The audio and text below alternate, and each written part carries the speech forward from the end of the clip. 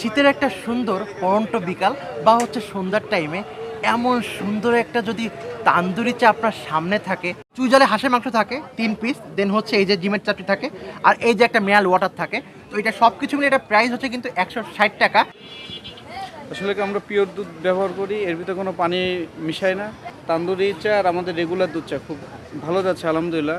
আপনার যদি পছন্দ হয় খেয়ে দেখতে পারেন। আপনি যদি চা লাভার হন, আমার কাছে মনে হয় এর থেকে ভালো কিছু এমন শীতের সন্ধ্যায় আর কিছুই হতে পারে না। সো দেখেন আমার হাতে আছে কিন্তু এখন খুবই লোভনীয় একটা তান্দুরি চা।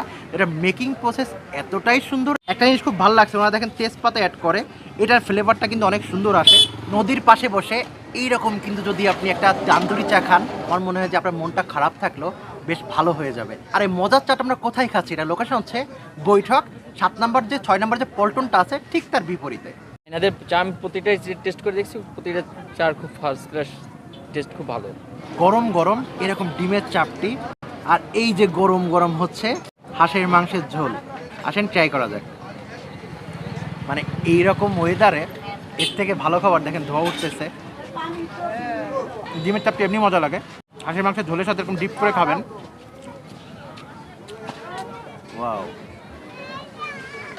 মাংসটা ভালো সফট এবং মাংসের ভেতরে মশলাটা খুব ভালো গেছে, এই জন্য টেস্টটা খুব ভালো লাগতেছে।